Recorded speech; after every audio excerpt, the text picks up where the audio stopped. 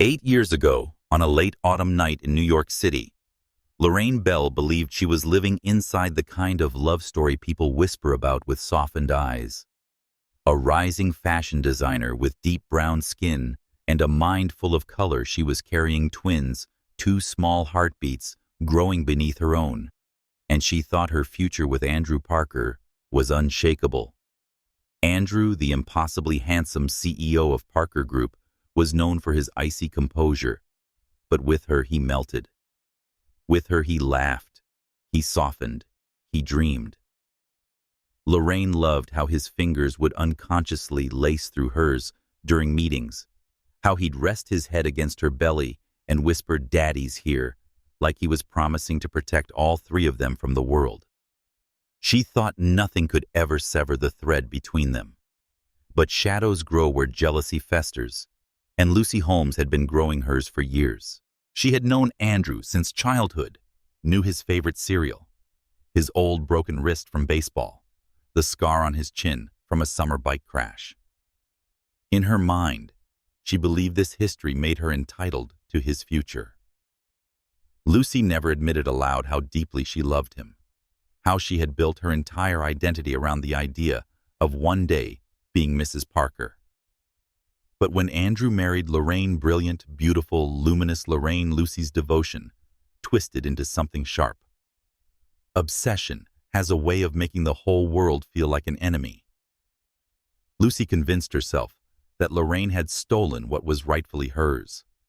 The day she discovered Lorraine was carrying twins, something inside her snapped. She knew Andrew. She knew he would build his entire world around those babies.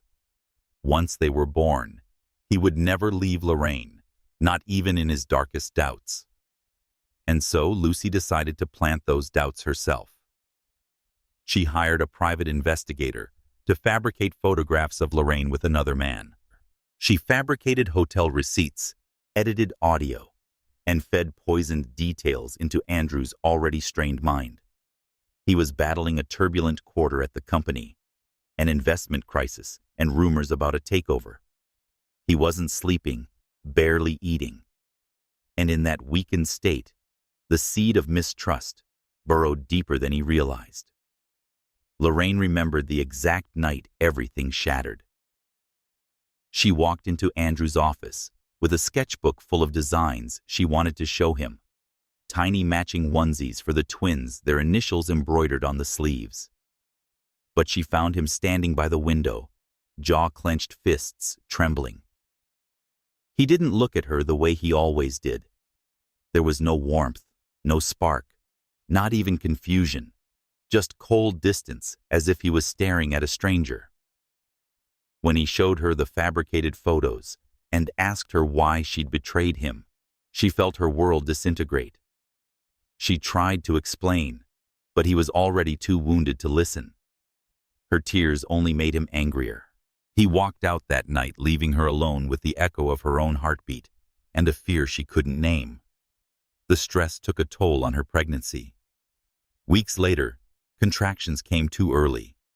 Rain hammered against the hospital windows as Lorraine gripped the sheets, sweat dampening her hairline, breath breaking between sobs, part pain, part heartbreak. She kept asking for Andrew, begging the nurses to call him again. But Lucy intercepted the messages. Lorraine never knew.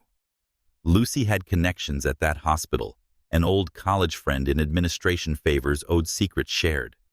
By the time Lorraine delivered, she was too exhausted to stand, too terrified to think. The room spun and voices blurred. Eventually, everything quieted down, and Lorraine lay waiting, praying, hoping for two cries, two breaths, two lives. Instead, a doctor entered with solemn eyes and delivered the blow. "I'm sorry. One of the babies didn't survive." Lorraine screamed raw, disbelieving agony. She felt something inside her collapse, an emptiness swallowing the world. She begged to see her child, but they refused, claiming the infant was unable to be presented due to complications. Something felt wrong, terribly wrong, but she was too weak, too broken to fight. And then, Lucy appeared. Her heels clicked sharply on the sterile floor, like a countdown to disaster. She stood beside the bed with a calm smile that chilled Lorraine to the bone. She reached out, brushing a curl from Lorraine's damp forehead, almost tender, except her eyes betrayed the malice underneath. "You should have never come into Andrew's life," Lucy whispered. "You were never meant to stay." Lorraine stared at her, trembling. "What? What did you do?" Lucy leaned closer until her perfume suffocated the air between them. "Leave New York, Lorraine. Forever. Or the baby you have left won't see another sunrise." Lorraine froze, blood turning to ice.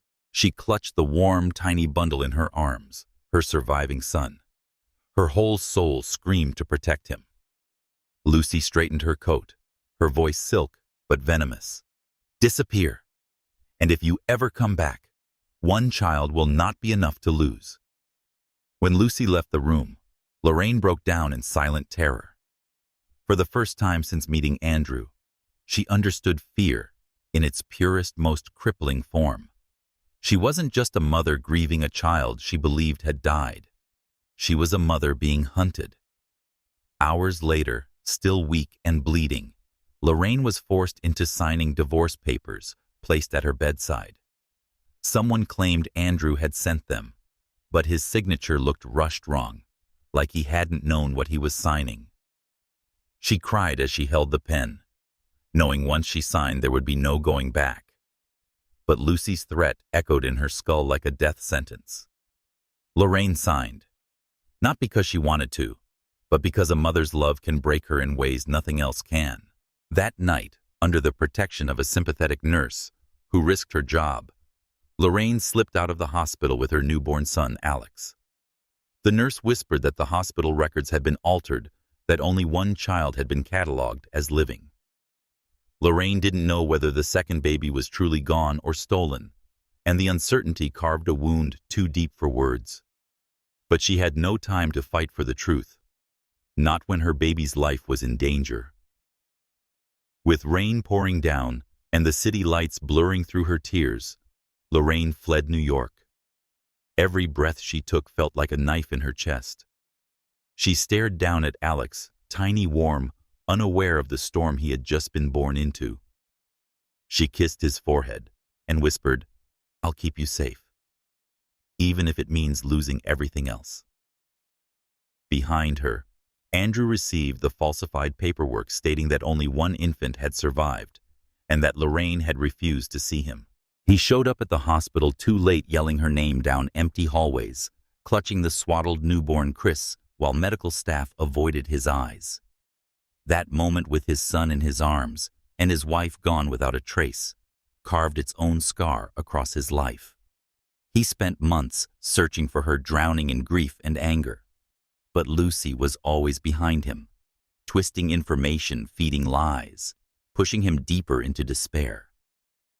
Lorraine, meanwhile, crossed state lines, looking back every few miles like someone was chasing her. She never stopped loving Andrew. She never stopped yearning for him. She never stopped replaying the moment he looked at her with accusation instead of love. And she never once stopped missing the child she believed she had lost forever. When the bus finally pulled away from Manhattan, she pressed her forehead against the cold window and cried silently, holding Alex close. With every mile that increased the distance between her and the city she once called home, another piece of her heart disintegrated.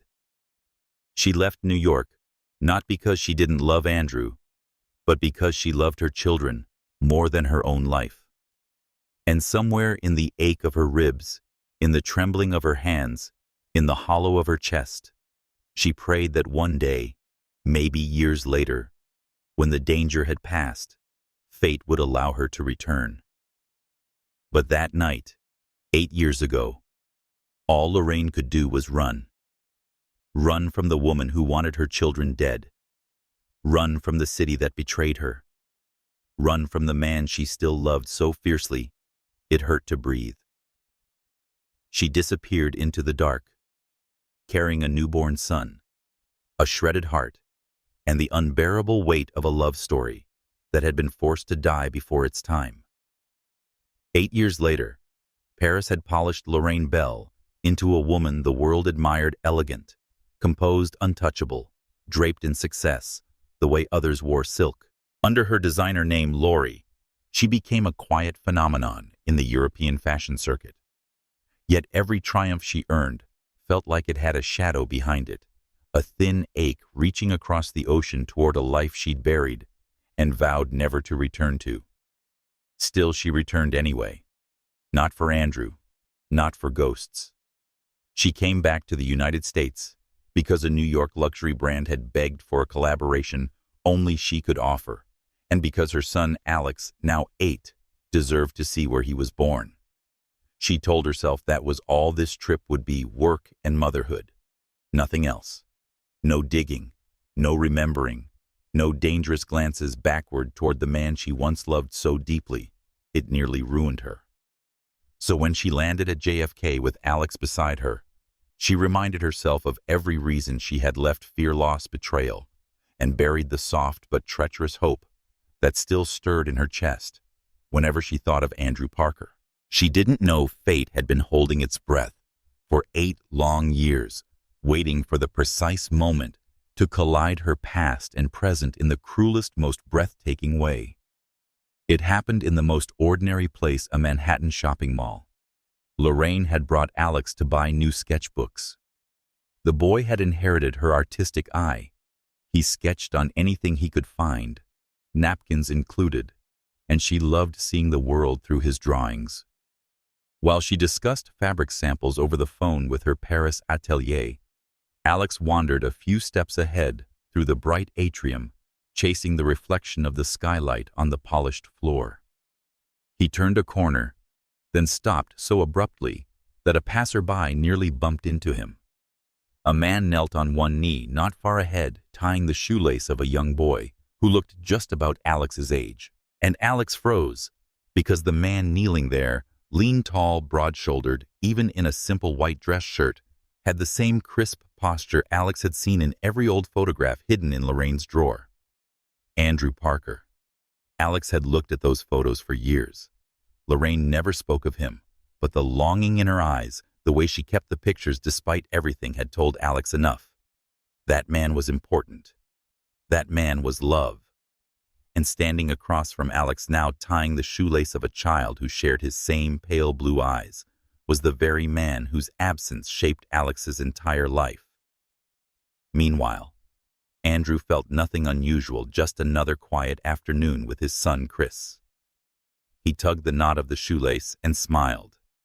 There, tight this time. No more tripping, buddy. Chris nodded, though his expression remained distant, thoughtful. The boy had always been gentle, sensitive, quick to withdraw into himself. Andrew ruffled his hair with the tenderness only a father could possess. Want to get ice cream before we go back? Sure, Chris murmured. And then Andrew stood up. That was when he noticed the boy staring at him wide-eyed, stunned, unmoving. Something tightened in Andrew's chest. The boy looked at him as though he were seeing a ghost. And then the boy spoke in a small, trembling voice. Sir, are you my dad? The world seemed to still. Andrew blinked, breath caught halfway in his lungs. The question sliced through him with a strange familiarity, as if someone had whispered something forbidden from a forgotten past. He studied the child's features, big brown eyes, soft curls, warm skin, and yet, something in the boy's face tugged at memories he had tried to bury. It wasn't that the boy resembled him. It was something else, something deeper. A pull, a feeling he couldn't name. Before he could answer, a voice cut through the tension, soft but urgent, like wind across velvet. Alex.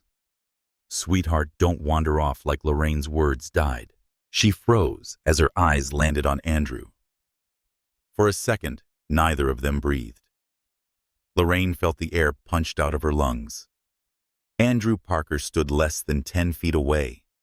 Older, sharper, more devastatingly handsome than her memory had allowed. His hair was slightly longer, streaked with the faintest hint of silver near the temples, as if the years had left their quiet marks.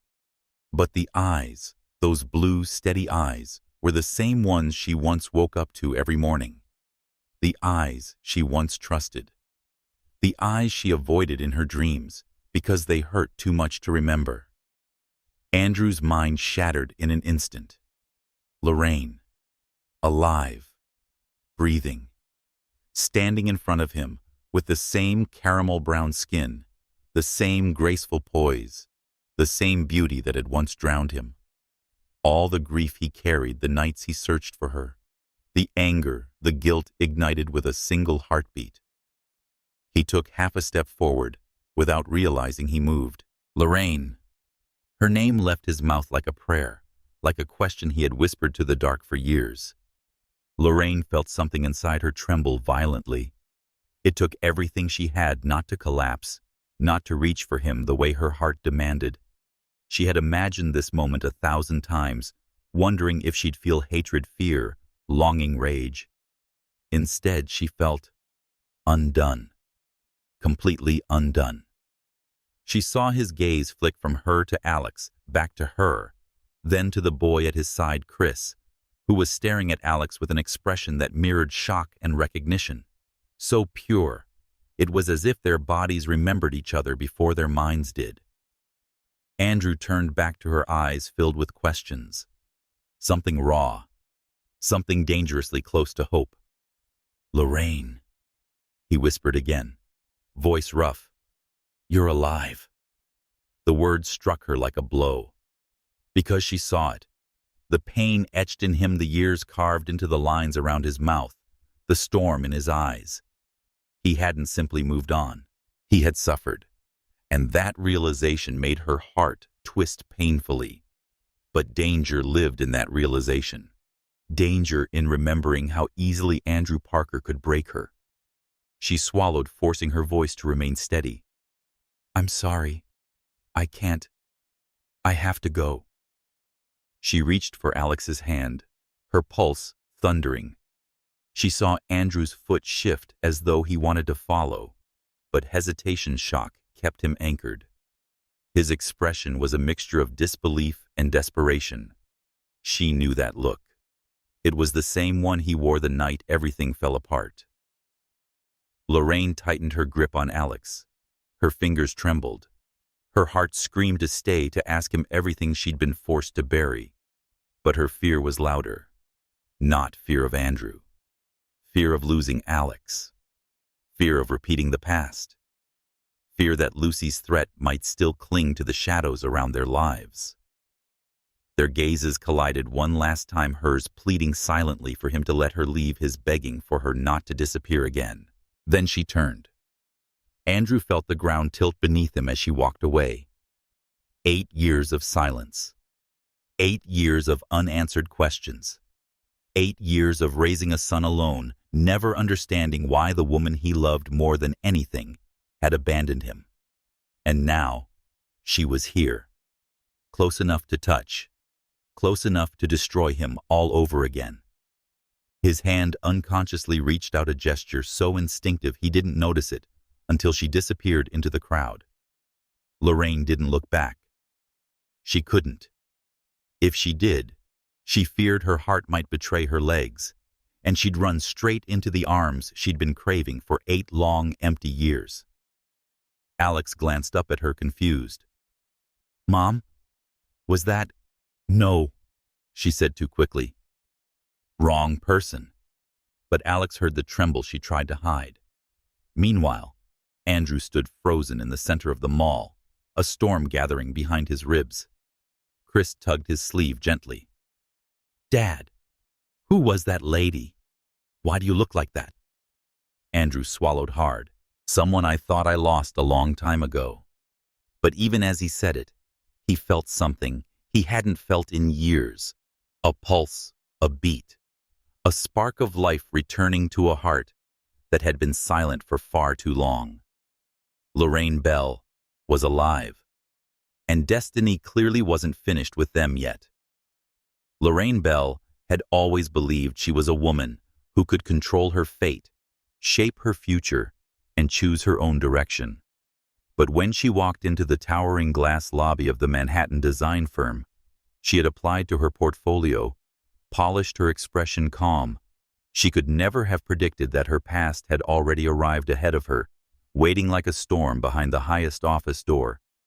The receptionist smiled and led her through a sleek hallway, explaining that the company had been recently acquired by a major conglomerate, that the new CEO was conducting personal introductions to important creative talent. Lorraine barely listened. Her heartbeat had been erratic ever since the encounter at the mall. She had spent days pretending it hadn't shaken her that Andrew Parker's face hadn't haunted her every night, that she hadn't heard echoes of his voice every time she closed her eyes. She told herself she was fine. She lied. And now, as she walked toward the executive floor, her palm grew slick against the leather strap of her portfolio, though she didn't know why. Not yet. She only knew that something felt wrong, too familiar, too tense, like the air before lightning splits the sky. When she reached the large frosted glass door marked Chief Executive Officer, she inhaled, slowly, lifted her hand, and pushed it open. And the world as she knew it fractured. The office was flooded with golden morning light.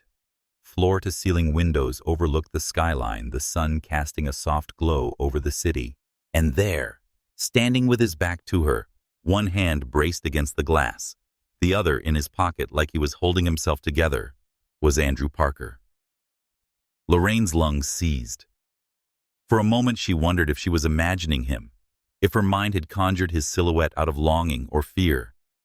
But when he turned at the soft sound of the door, when his pale blue eyes found hers, with the force of a tidal wave, she knew it was real. Too real. The air between them crackled thick with 8 years of unspoken questions and wounds that never healed. Andrew stared at her, as if trying to reorder the universe, as if her presence broke every truth he'd clung to. Lorraine felt the fragile pieces of her heart rattle in her chest, threatening to splinter all over again. She hadn't prepared for this. Not for him. Not like this. She opened her mouth, but no sound came out. Andrew's jaw tightened. His voice, when he finally spoke, was low, roughened by disbelief and something darker. "You're alive." The simplicity of the statement made her flinch. She suddenly wished he had yelled. Anger would have been easier than the rawness in his tone. "Andrew," her voice barely carried, "I didn't know you were here." He let out a humorless, broken laugh. "In the company you applied to. The company I bought last month." His gaze sharpened. "Isn't it interesting how fate works?" Lorraine swallowed her throat, burning. This was not the man who used to hold her through sleepless nights, who traced circles on her belly and whispered to their unborn children. This, Andrew looked carved out of stone, sharper, leaner, harder. Years of pain etched into him like scar lines. And every one of those lines pointed back to her. "I wanted to explain," she whispered, "but explain." He stepped toward her with a controlled, dangerous calm, and Lorraine's breath hitched. "You think there's an explanation for disappearing off the face of the earth, for leaving our son behind, for letting me think you were." He broke off, as if the word itself burned him. "Dead." Lorraine's skin prickled with cold, but she forced herself not to shrink. "I didn't leave him. I save it." The two words sliced through her. Andrew inhaled sharply, like the air itself hurt. 8 years, he continued quietly. 8 years I tried to understand. I tried to believe you had a reason. Something, anything. I waited. And the only thing I had from you, your final message, was 3 words. His gaze locked onto hers, unblinking. "Forgive me." Lorraine closed her eyes for half a heartbeat. She remembered typing those words with shaking hands on a burner phone before tossing it in a river so Lucy couldn't track her. She remembered praying he would somehow feel the truth behind them. But prayers didn't survive the real world. "Andrew," she whispered, hating the tremble in her voice. "Please." "Don't," he said sharply. He wasn't shouting. That would have been easier. This was quiet devastation. "I don't want your apology." "Then what do you want?" she asked softly. "The truth," he said, voice cracking on the word, like it carried too much weight. "Why did you leave? Why did you take yourself away from me?" From Chris, Lorraine's breath shuddered. Her mouth opened, then closed. Every truth she carried was a blade, a threat, a danger to her son. Lucy's warning still lived inside her bones even after 8 years. The memory of that hospital room still tasted metallic with fear. She couldn't tell him. She couldn't drag him into the darkness she barely escaped. And she couldn't risk Lucy noticing her return and finishing what she started. "I can't," she said, barely audible. Pain darkened Andrew's gaze, turning something inside him fragile and furious at the same time. He took a step back as though distance could shield him from her silence. "Of course," he murmured bitterly. "Of course you can't." Lorraine's hands trembled around her portfolio. "I'm sorry," she whispered, and she meant it with every shattered piece of her soul. But in Andrew's eyes, sorry was gasoline. His expression hardened. Pain turned to ice. "Don't say that again," he said coldly. "You don't get to apologize for destroying my life." Lorraine flinched as if struck. He ran a hand through his hair, trying to steady himself. "You want to see Chris?" he continued, voice clipped. "I know that's why you agreed to work here." Lorraine's heart lurched. "Yes. Andrew, please, he's my—" "You'll see him," Andrew cut in, "under one condition." Lorraine stiffened. "What condition?" He looked at her like he was daring her to argue. "You work for me." The floor trembled beneath her feet.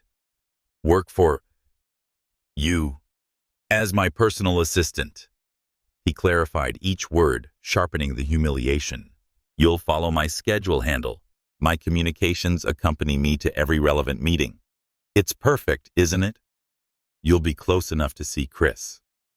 He paused, and close enough not to run again. Lorraine's breath caught.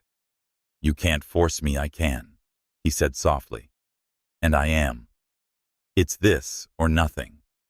I'm done being at your mercy." Lorraine's nails bit into her palms. She wanted to scream, to tell him he had no idea what she risked to protect their children. But the image of Chris, his gentle eyes, his quiet loneliness, flashed through her mind. She had missed 8 years. 8 years she could never get back. Andrew knew exactly where to strike, and she hated him for it.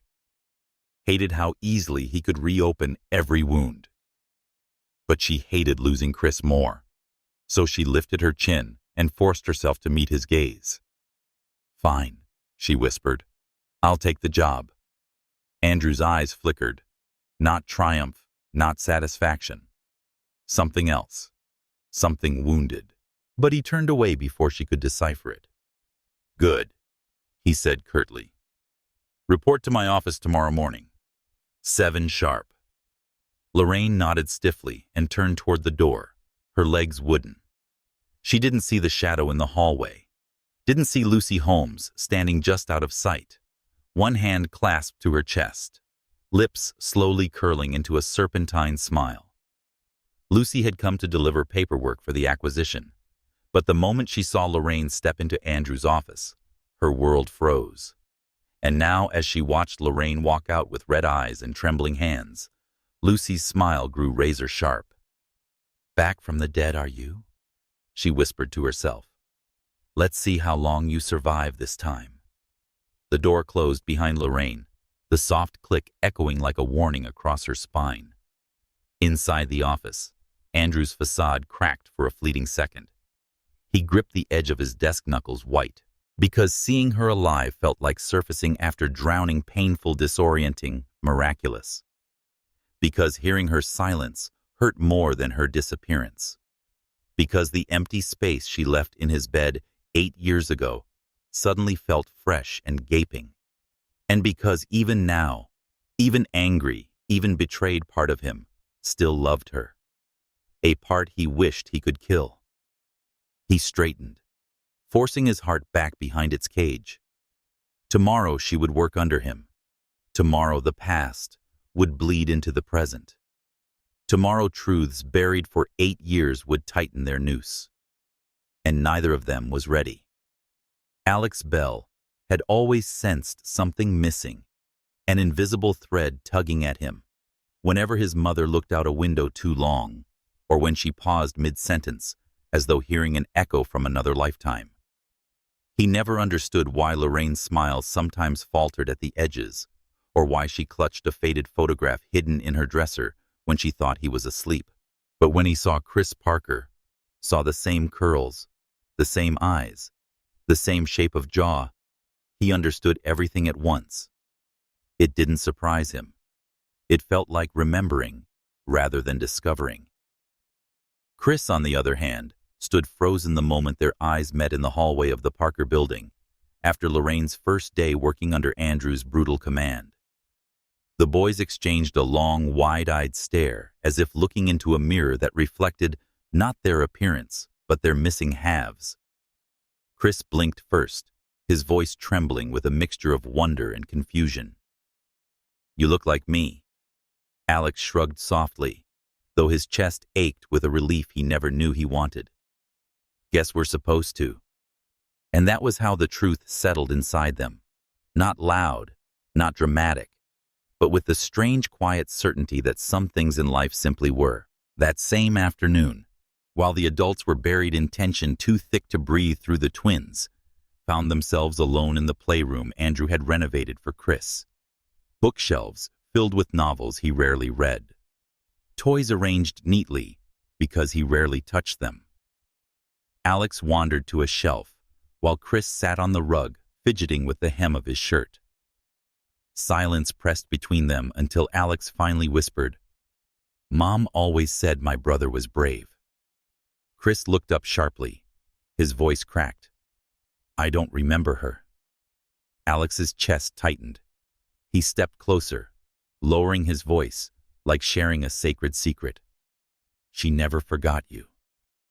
A long, shaky breath escaped Chris's lips. His eyes glistened, though he pretended to blink something away. "I dream about someone," he whispered, "a woman with warm hands. But I never see her face." Alex swallowed hard. That's her. And that simple confirmation shattered what little distance had remained between them. Without needing more words, they leaned their foreheads together, two small boys breathing the same air for the first time since birth, bonding not through explanations, but through instinct, through love already written into their bones. When they pulled apart, Alex's expression had shifted, not just relief, but resolve. A spark of something mischievous, but deeply earnest. "We're getting them back together." Chris's eyes widened. "Who, Mom and your dad?" Alex said it with the kind of certainty that made Chris feel the ground steady beneath him. "They belong together. And we belong together." Chris hesitated only a heartbeat before nodding, tears still clinging to his lashes. "Okay. What do we do?" And so the secret alliance was formed, the Parker Bell operation. Two 8-year-old masterminds with matching curls and matching determination, set on repairing a bond their parents had spent 8 years breaking. Their first mission began the next morning. Lorraine arrived at the Parker penthouse early to review Andrew's schedule, her nerves a trembling mess beneath her polished exterior. Chris had been awake since dawn, pacing, checking the clock, rehearsing his lines, like an actor preparing for the role of his life. Alex, who had snuck in through the kitchen under the excuse of staying with Mom today, waited by the elevator, where he knew Andrew would walk through. When the elevator dinged, and Andrew stepped out stiff in a charcoal suit tie, perfectly aligned expression, Unreadable. Alex darted into his path with exaggerated casualness. "Oh," he gasped dramatically. "What a surprise. Mom and I just got here too." Andrew stiffened at the word, Mom, his eyes flicking involuntarily toward Lorraine across the room. She pretended to focus on a stack of documents, though her fingers had frozen mid-page. Chris trotted toward his father and tugged his sleeve. "Dad can. Mom and I mean, can she take me to school today?" Andrew's brows knit together, suspicion rising, but when he looked down at Chris's hopeful face, something softened. Then Alex appeared by Lorraine's side, gripping her hand with perfect timing. "Please," he added, widening his eyes with practiced innocence. Andrew looked at Lorraine. She looked anywhere but him. The silence vibrated with tension, so palpable, even the sunlight through the windows felt strained. "Fine," Andrew said at last, though the word tasted like surrender. "One ride. All of us." The boys shared a triumphant glance behind their parents' backs. Operation Step 1 success. Step 2 came later that evening in the kitchen of the penthouse. Lorraine intended to finish her paperwork and leave immediately, but Alex, persistent and persuasive, begged for her cooking. "Please, Mom," he pleaded just loudly enough for Andrew to overhear. "I miss your pasta. Nobody makes it like you." Andrew, passing by with a glass of water, paused. Lorraine's hands stilled. A faint warmth touched Andrew's voice before he managed to bury it. "Chris likes pasta too." Lorraine's heart gave a painful, foolish skip. Alex, sensing an opening, leaned into his performance like a seasoned strategist. "We can all eat together," he chirped. Like a normal family." Andrew's glass nearly slipped. Lorraine's breath caught. "Alex," she began. But Chris chimed in, soft but desperate. "Please, just tonight." Lorraine was helpless against that tone. And Andrew, God help him, had never been able to deny their son. So Lorraine tied on an apron she hadn't worn in years, and as she took ingredients from the fridge, she felt Andrew's eyes on her from the doorway. Watchful, conflicted, indescribably familiar. Memories flickered like warm film reels. Andrew stealing kisses while she cooked, lifting her onto the counter, whispering promises into her neck. She had to grip the countertop to steady herself. She didn't notice the way Andrew swallowed hard before looking away. Dinner was quiet, but filled with an unspoken electricity. Every time Lorraine's hand brushed Andrew's when they reached for serving spoons, her pulse leapt.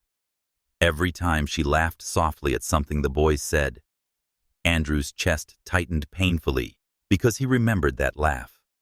Remembered how it sounded when she was lying on his chest, breathless and in love. That night, Operation Step 3 commenced. The bedtime story plan.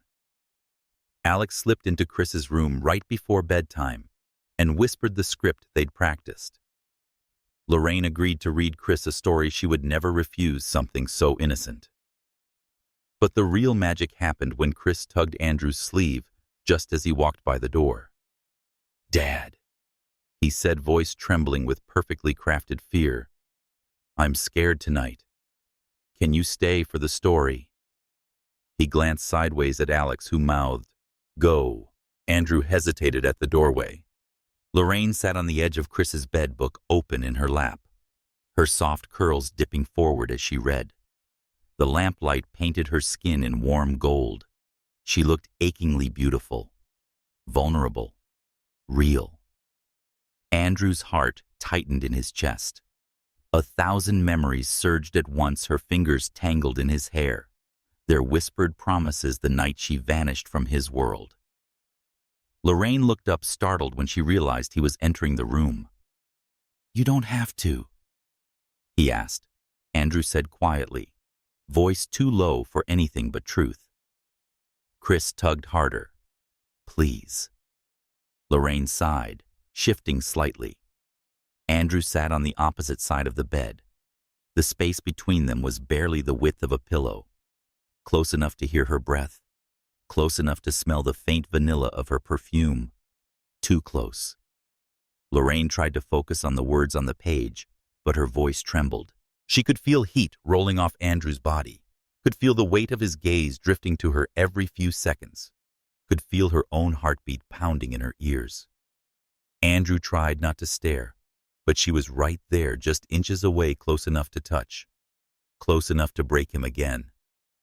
Her voice faltered over a sentence, and Andrew's eyes darted to her. Their gazes collided. Lorraine's breath hitched. Andrew's throat bobbed. The boys, sensing victory, exchanged a tiny grin. Chris let his eyelids droop theatrically. Alex crept to the doorway, peeking in with wide, sparkly eyes and whispering to himself, Plan A, 50% complete. Lorraine finished the story, her voice shaking ever so slightly. Andrew remained frozen, afraid that any movement would shatter the moment, or reveal just how much she still affected him. As Chris pretended to fall asleep, Lorraine gently pulled the blanket up. Andrew watched the tender gesture, remembering how she used to tuck him in when he'd return home exhausted from work. He remembered how safe he felt with her in ways he had never felt with anyone else. As Lorraine rose to leave, Andrew instinctively reached out, fingers brushing the back of her hand before he could stop himself. She froze. The touch was brief, accidental, dangerous. They both knew it. Lorraine pulled away, first heart rattling. Andrew's jaw tightened, his eyes a storm of longing and resentment. The twins watched from the hallway, Chris, with hope swelling in his chest. Alex with determination, bright as fire. Their plan was working. But plans, no matter how clever, have ways of sparking consequences far bigger than the ones who make them. And as Lorraine stepped out of the room, Andrew's gaze following her like a shadow. Something tectonic shifted quietly between them. Something neither of them was prepared to face. Something that would either save them or break them all over again. Andrew Parker had always navigated his life by disciplined, measured steps, precise decisions, the kind of emotional control that made him legendary in boardrooms and intimidating in negotiations. But none of that mattered on the night he walked past the Parker Villa kitchen and saw Lorraine standing there beneath the soft gleam of the pendant lights.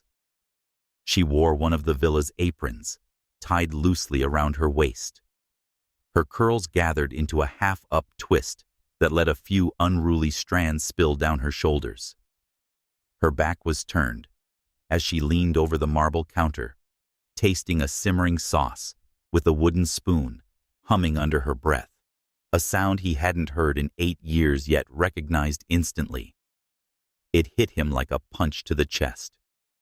Her presence filled the kitchen, turning the warm lights into something golden, intimate, familiar in a way that made his breath falter. For years he had imagined this her in his home again, cooking late at night, her laughter bouncing off the walls. But imagination had never come close to the ache of the real thing. He stood in the doorway far longer than he realized, watching her move, watching the gentle sway of her hips, the delicate concentration on her face, the small smile she gave herself when she got the flavor right. Memories surged like a rushing tide, her barefoot on these very tiles, dancing with a spatula flower, dusting her nose, spinning into his arms, and pressing a quick kiss to his jaw. He thought he had buried those nights. He thought he had burned them out of his bloodstream. He thought he had learned how to live without her. But the truth, raw and merciless, rose in his chest all at once. He never had. When he finally spoke her name, it slipped out in a voice he barely recognized, quiet, reverent, almost afraid to break the moment. Lorraine. She startled, the spoon clattering softly against the pot, and she spun around. Her eyes widened, warm brown, melting into surprise, and something softer he hadn't seen since before their world collapsed. In that instant, the air seemed to shift, drawing them together like invisible strings had been waiting patiently for this moment to pull tight. For a heartbeat, neither spoke, neither breathed, neither dared to move. The anger between them, the resentment, the accusations, the years of silence seemed to fade into the periphery, overshadowed by the simple, overwhelming reality that they were standing alone in a kitchen again, after 8 years of heartbreak. Lorraine's fingers tightened around the spoon, her voice barely above a whisper. "You scared me." Andrew didn't smile, though something in him ached too. He stepped into the kitchen, slowly afraid she might disappear if he moved too fast. She backed up a little, and he hated how instinctive that flinch was, how conditioned she was to protect herself from him. And yet it made sense. He had hurt her too. He carried that guilt like armor. He paused a few feet away, studying her with an intensity that made her shift nervously. "You've lost weight," he murmured, and though it sounded like a statement, it held the quiet devastation of a confession. She tried to shrug to hide the vulnerability beneath the nonchalance.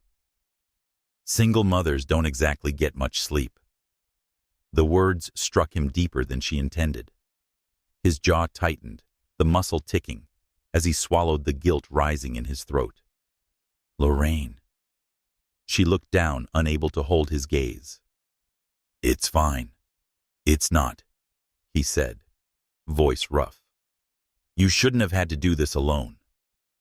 She froze, eyes flicking back up, startled by the softness in his tone.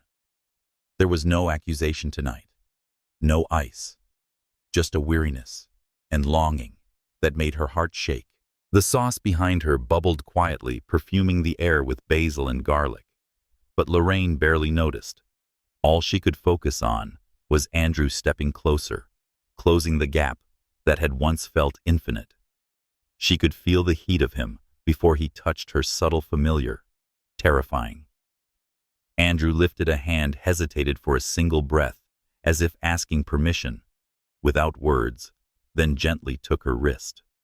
The contact jolted her.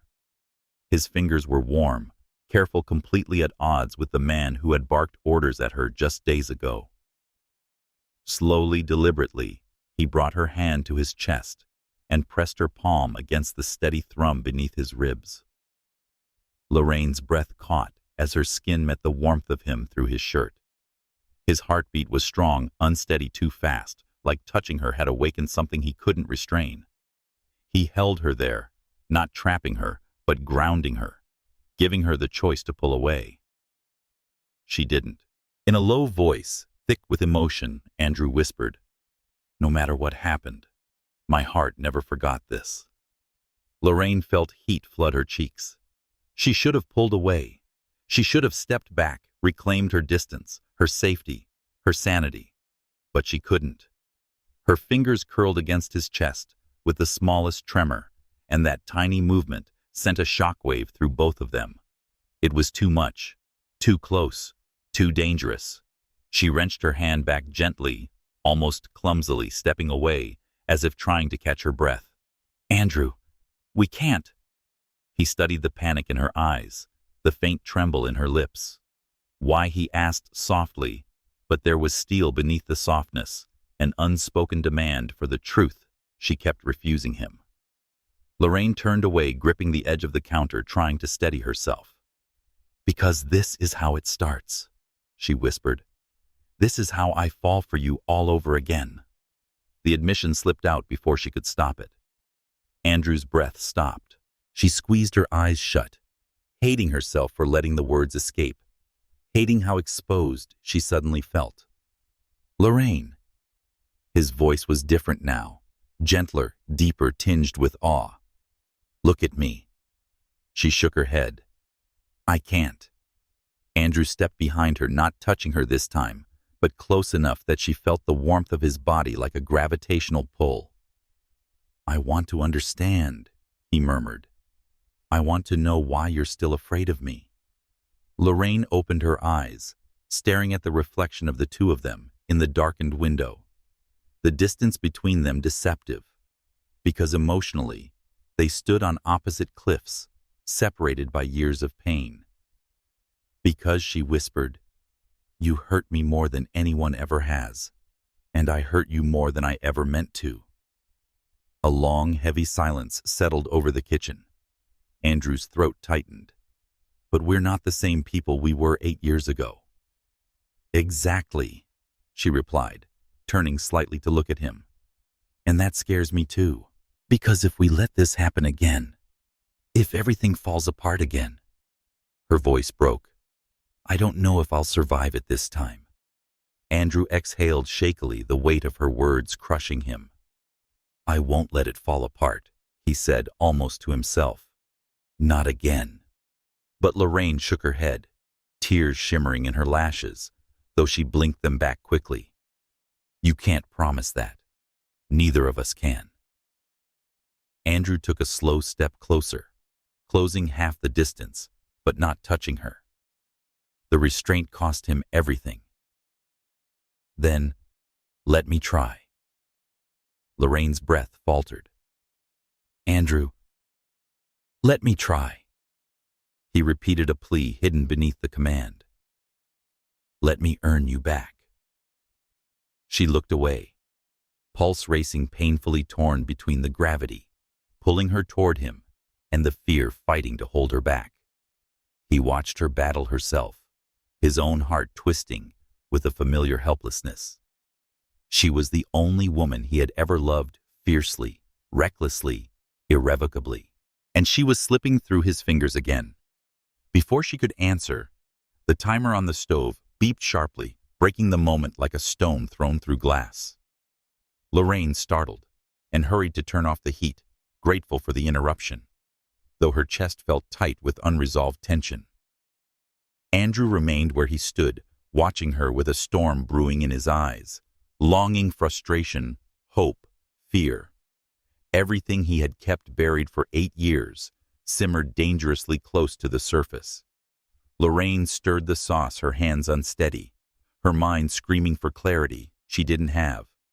She didn't see Andrew lift a hand toward her back, hovering, wanting, almost touching, before he pulled it away and stepped back. Because even though desire flared between them like a live wire, there was another truth simmering beneath it. Love like theirs didn't heal overnight. And the deeper the love, the deeper the scars. As Lorraine plated the food, trying to ease her trembling breaths, Andrew stood silently behind her, torn between staying and running, between confessing everything and burying it all again.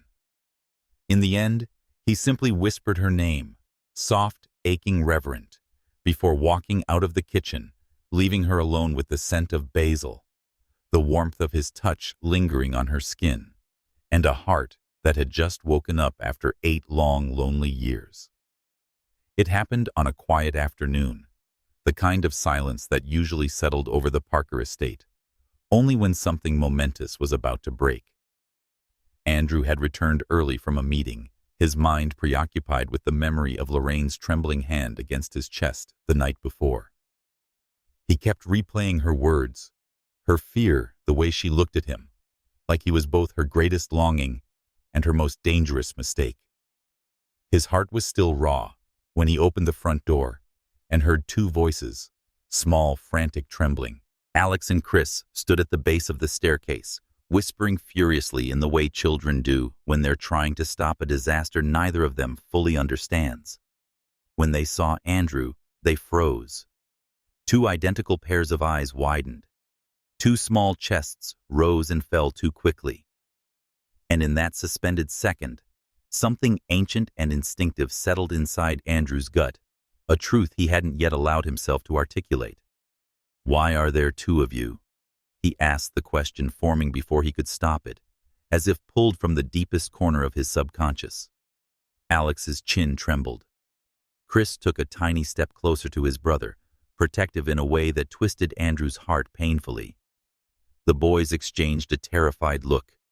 And then Alex whispered the words that ignited the explosion. "We're twins." For a moment, the world went still. No sound, no breath. Just the echo of that single word ricocheting inside Andrew's skull. Twins. His twins.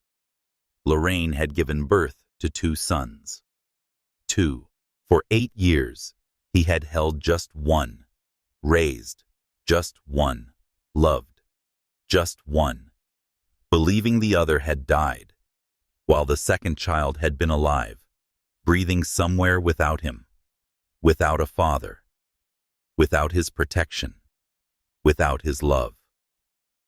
A violent, disorienting wave of betrayal surged through him.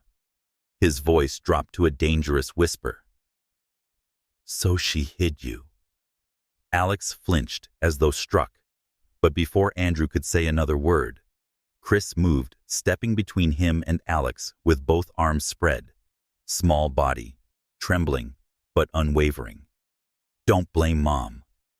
Andrew stared, stunned by the ferocity in his usually gentle son. "Chris." "No." Chris's voice cracked, not with anger, but with heartbreak. "Mom cried because of you every night. You made her sad. You made her scared. She didn't want to leave us. She had to." Alex nodded, desperately clutching his brother's hand. "She didn't hide me because she wanted to.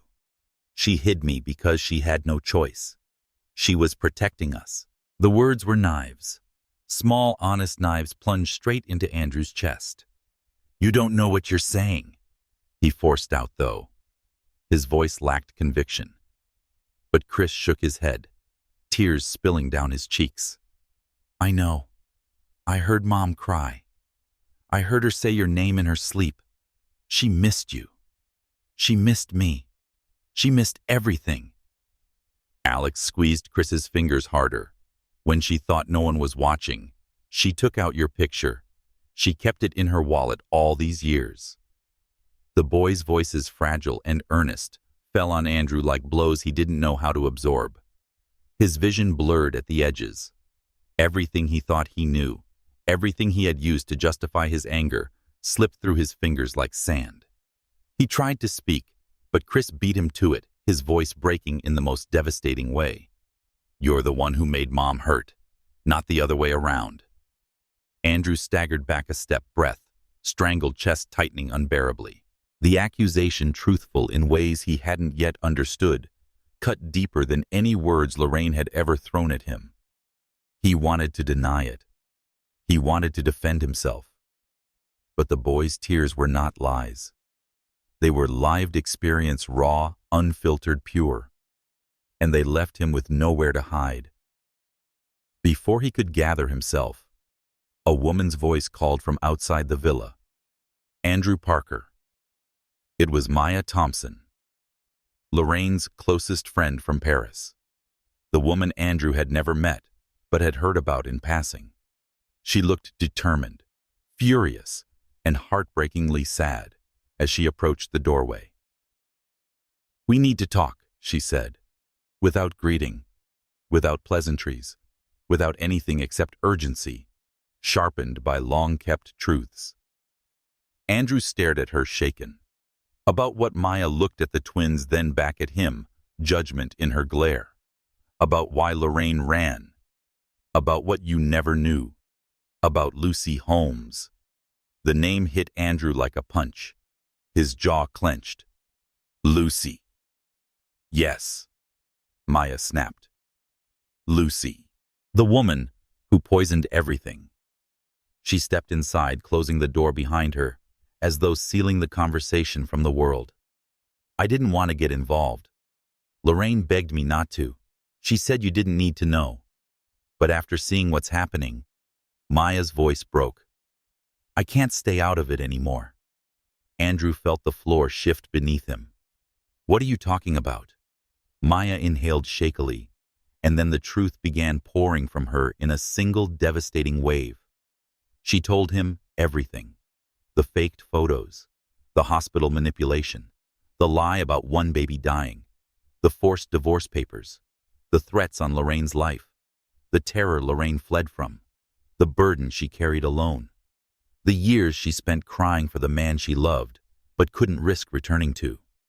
Every detail hit Andrew like shrapnel, sharp, scorching, relentless, until he couldn't tell where guilt ended and agony began. When Maya finished, the silence in the room was suffocating. The boys watched him with wide, hopeful, frightened eyes. Maya stood rigid, ready for him to deny her, to lash out, to crumble. But Andrew did none of those things. He simply lowered himself onto the bottom stair, as though his legs had finally given out. His hands fell open on his knees. His eyes went unfocused. And then he whispered, almost too softly to hear, "She was alone." His voice trembled. She was terrified. And I wasn't there. Maya's expression softened with pity. "You didn't know." Andrew shook his head slowly, eyes burning with a pain too deep for tears. "But I should have. I should have known something was wrong. I should have looked harder. I should have trusted her." He raked a hand through his hair, breath shaking. "I failed her. I failed both of them."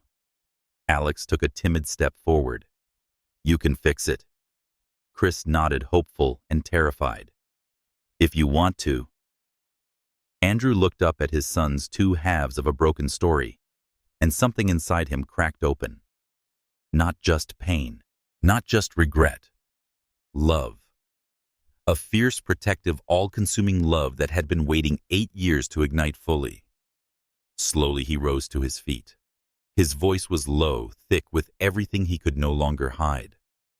"I owe your mother more than an apology." He turned toward his office, each step heavy with new clarity and old grief. "I owe her the truth. I owe her the life she should have had." He paused, gripping the doorknob, as if steadying himself against the weight of his own mistakes. "I owe her my entire life." The door closed behind him. Hours later, the villa was quiet, too quiet. The boys had fallen asleep, curled together on the couch, identical even in rest. Maya had left, leaving Andrew alone with the ghosts of his choices. He sat in his darkened office, illuminated only by the faint glow of a single desk lamp, holding their wedding photo in his hands, the one he never had the courage to throw away. In it, Lorraine was laughing, head tilted back, eyes alive with a joy he hadn't seen since. He traced her face with his thumb. "Lorraine," he whispered into the empty room, "I owe you my whole life." And for the first time since the day she disappeared, Andrew cried, not just for his pain, but for hers, for the years she spent in fear, for the love they lost, for the family torn apart by someone else's cruelty, and for the fragile, hopeful possibility that it wasn't too late to put everything back together. Lucy Holmes had always walked the thin edge between devotion and obsession. But the day she realized Andrew was beginning to soften toward Lorraine again, beginning to ask about her welfare, beginning to question his own anger, beginning to watch her with a tenderness he didn't even know he still had, something finally split inside her. A lifetime of delusion collapsed into fury. Her love, twisted and poisoned through the years, could no longer pretend to be loyalty. It became destruction. It became desperation. It became violence. Lorraine had no warning. One moment she was leaving the design department after a long day, tired from the emotional weight of Andrew's revelation, exhausted from watching her boys cling to the hope of a reunited family. The next moment, a cloth drenched in chemicals pressed against her mouth. Her lungs burned. The hallway blurred, stretched, dissolved. She fought, clawed, kicked, but darkness swallowed her whole. When awareness returned, she found herself tied to a metal chair in the center of a vast, abandoned warehouse in Brooklyn, rusted beams groaning overhead, broken windows, rattling with each gust of cold wind, shadows swallowing every corner of the room except the single flickering bulb swinging above her head. Lorraine's heart slammed against her ribs as she struggled against the rope cutting into her wrists. Her breaths came short, sharp, trembling. She didn't need to see the figure emerging from the darkness to know who it was. The hatred in the air was unmistakable. Lucy stepped into the dim circle of light, her eyes wild, her hair tangled, her expression twisted with a mixture of heartbreak and deranged triumph. She looked like a woman who had lost the last thread tethering her to sanity. "You should have stayed dead," Lucy hissed the words, dripping venom. "You were supposed to disappear. You were supposed to leave him to me." Lorraine swallowed, forcing her voice to stay steady, even as fear curled cold and merciless inside her. "Lucy, please.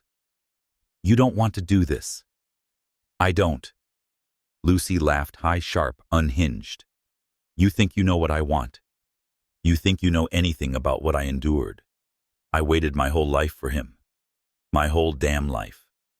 I stood by him when you ran. I raised his son. I gave everything, and still he chooses you." Lorraine felt her pulse stutter. "Andrew didn't choose."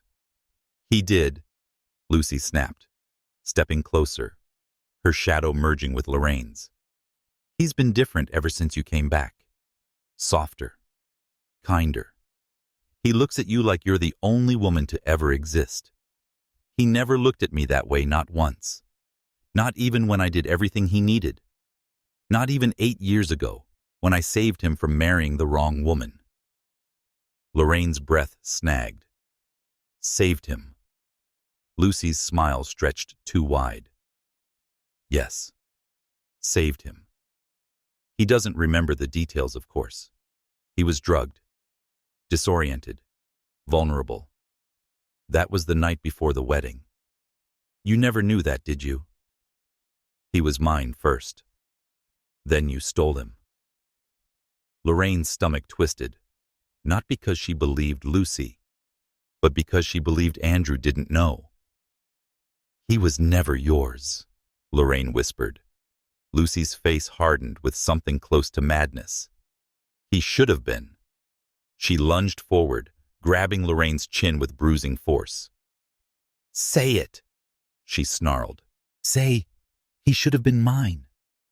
Lorraine met her gaze head on, her voice steady despite the terror icy crawling down her spine. "Andrew never loved you." Lucy froze her pupils, dilating, her breath hitching like a thread had snapped inside her chest. Slowly, mechanically, she reached behind her back and pulled out a knife gleaming under the dim light, its blade slightly trembling in her grip. Lorraine felt her veins turn to ice. "If he won't love me," Lucy whispered, voice breaking into something jagged, "then he doesn't get to love you either." The knife lifted. Lorraine's heart stuttered against her ribs. And then an explosion of noise. A crash. A voice. "Lorraine." Andrew's scream tore through the warehouse like thunder. Lucy spun around, startled, just as Andrew came sprinting across the concrete floor, his eyes a storm of terror and rage. Lorraine had never seen him look like that, wild, frantic, desperate, as if the mere sight of her, tied and terrified, had ripped something primal and unstoppable out of him. "Get away from her!" he roared, skidding to a stop between them. Lucy bared her teeth like a feral animal. "You came," she spat. "Of course you came. You always come when she needs you."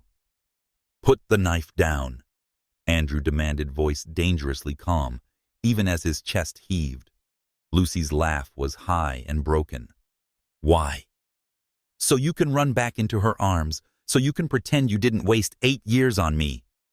Andrew took a step forward, his hands trembling, but steadying as he held them out. "Lucy, listen." "No!" she screamed, lunging. It happened so fast, Lorraine barely had time to gasp. Lucy charged, knife raised.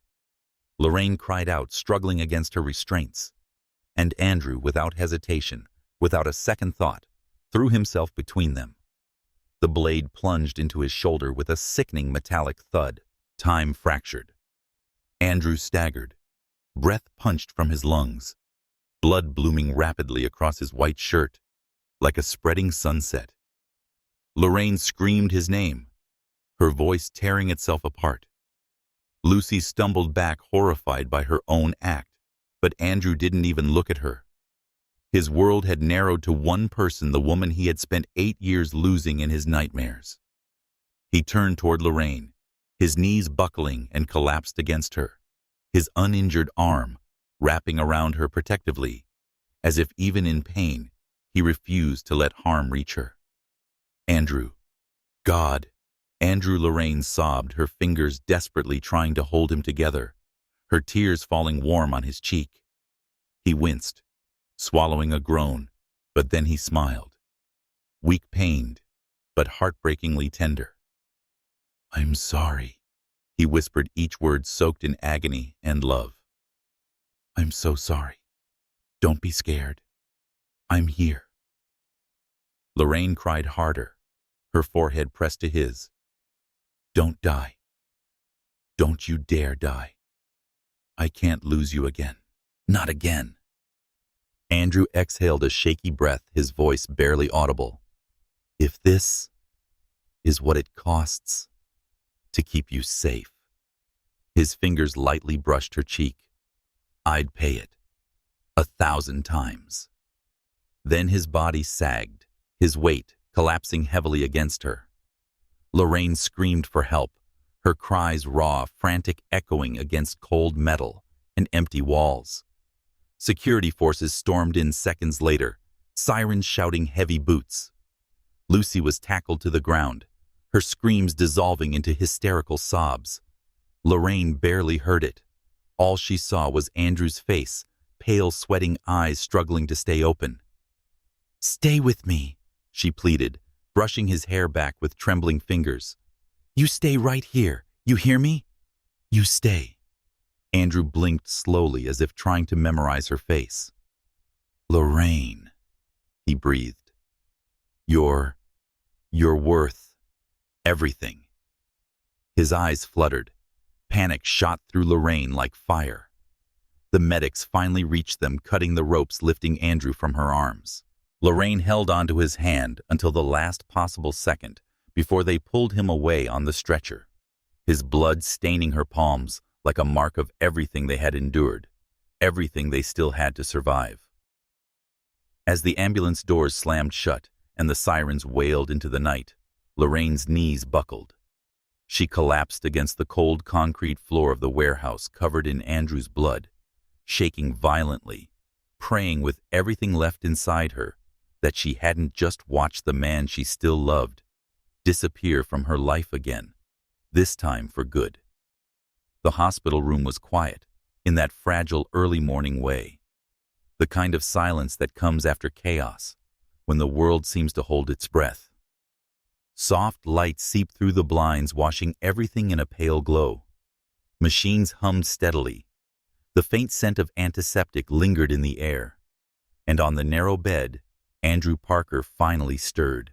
His body ached with a deep, pulsing pain that radiated from his bandaged shoulder.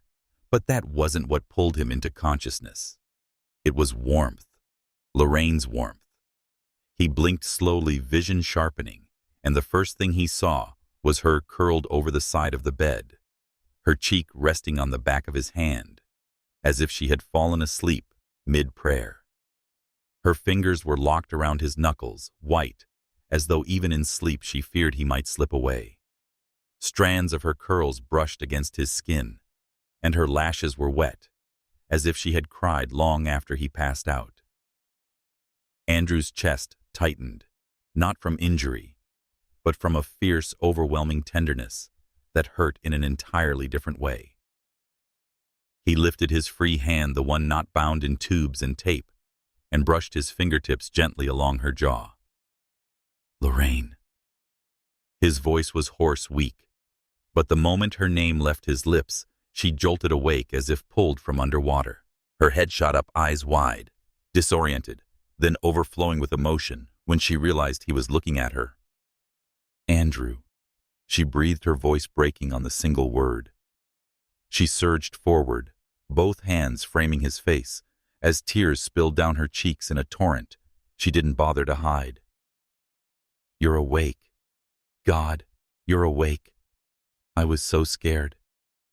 He managed a pained but soft smile, lifting a trembling hand to wipe her tears with his thumb. Hey, he murmured. Don't cry. Don't cry.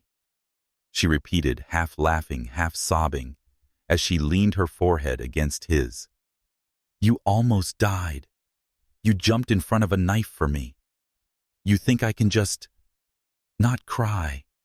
Andrew closed his eyes briefly, breathing her in, letting the sound of her voice soothe the jagged edges inside him.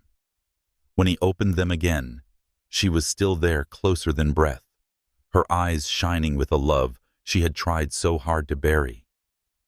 His voice was fragile but determined. Lorraine.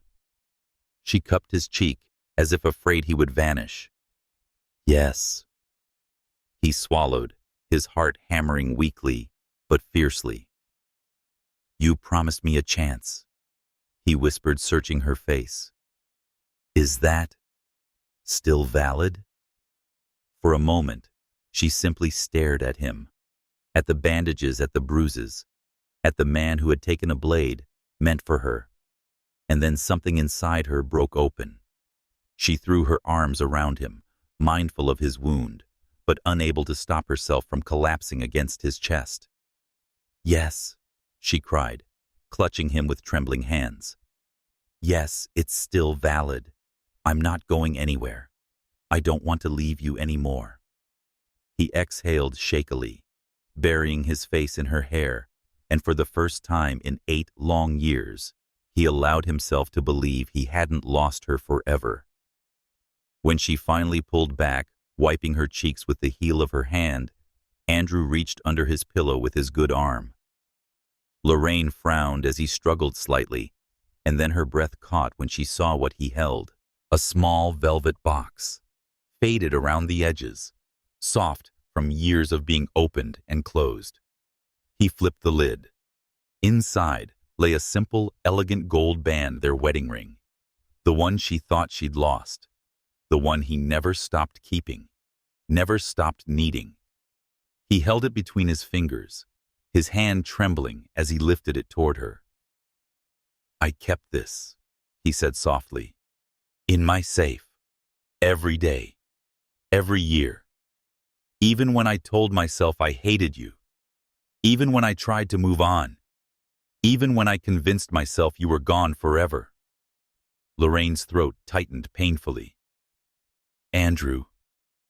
I didn't keep it because I was angry, he whispered, voice thick. I kept it because letting it go would have meant letting you go. And I could never do that. Not once. She pressed a hand to her mouth, trying to contain the sob building in her chest. Andrew took her other hand, placing the ring in her palm with reverence. Lorraine Bell. He murmured, his voice breaking at the edges. Will you marry me again? This time. I promise. I'll love you the way you deserved from the beginning. She gazed at him through blurred tears, her heart pounding so fiercely it hurt. For years she had memorized the echoes of his voice, promising her forever. For years she had lived with the ghost of him pressed against her ribs. And now here he was, battered, bleeding earnest, offering her not a dream, but redemption. She leaned forward, brushing her lips against his, with a tenderness that trembled. Yes, she whispered, tears spilling freely.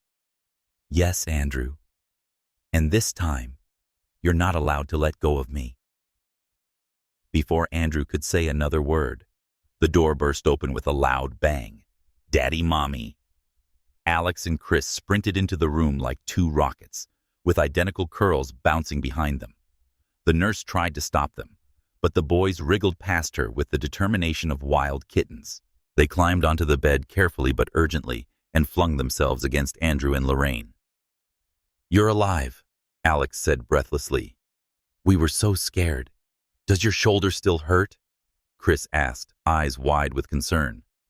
Lorraine laughed through her tears, as Andrew wrapped his good arm around both boys, pulling them close despite the pain. A little, he admitted. But having you two here helps. The twins exchanged a victorious look, then started chanting loudly enough to rattle the hallway. They kissed. They kissed. We're a family again. Lorraine covered her face in embarrassment. Andrew laughed, actually laughed, a deep, warm sound that had been absent from his life for far too long, and tugged her into his side. "Yes," he said, looking at all three of them with a softness that melted every ache. "We are a family." The days that followed felt like stepping into sunlight after years in a tunnel. The Parker estate, once cold and quiet, slowly filled with life. Lorraine moved back, not tentatively, not temporarily, but fully into the home that once held her happiest memories. Andrew followed her everywhere with a gentleness that astonished even himself. He made breakfast, clumsily burning toast, but proudly handing her the least charred slice. He walked her to the design wing each morning, ignoring the amused looks of the staff.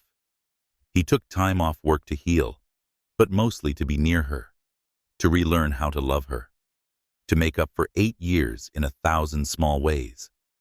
Lorraine, newly appointed creative director of Parker Group, brought color back into the company and back into Andrew's life. Her laughter returned. Her confidence blossomed. Her smile lit up entire hallways. And every time Andrew saw her lead a meeting or sketch designs late into the night, he wondered how he ever survived without her. The twins, of course, adjusted first. They ran through the gardens, identical shadows tumbling across green grass. They built forts in the living room. They tried to switch places in school until their teacher, exasperated but charmed, called Andrew and Lorraine in to gently scold them. At night, the four of them curled together on the enormous sofa, Lorraine draped against Andrew's side, his arm around her waist. Both boys snuggled between them until they fell asleep to the low hum of the television and the steady rhythm of their parents' breathing. One evening, as the sun dipped low and turned the sky molten gold, Andrew took Lorraine's hand and led her out to the terrace overlooking the garden. The twins were chasing each other across the lawn, their laughter rising like music. Lorraine leaned into Andrew's side, her head resting against his good shoulder. "They're happy," she murmured. "They finally have what they should have always had." Andrew pressed a kiss to her forehead. "So do I." Lorraine smiled softly, tracing a line along his jaw. "We fought so hard to get here." 8 years, he whispered back. 8 years too long. But we made it. Andrew turned her toward him, cupping her cheek with the hand that wore his wedding band once more. "Together," he said quietly. She nodded, leaning into his touch. "Together. Always." As the sun sank behind the horizon, casting warm light over the estate, Andrew lowered his forehead to hers, lips brushing in a kiss that tasted like the promise of a future finally rewritten. And in that perfect glowing moment, surrounded by their children's laughter and the soft breeze of a New York evening, Andrew Parker and Lorraine Bell finally reclaimed the love they thought they had lost forever. A love that had survived betrayal, distance, fear, and time itself. A love that had found its way home, forever.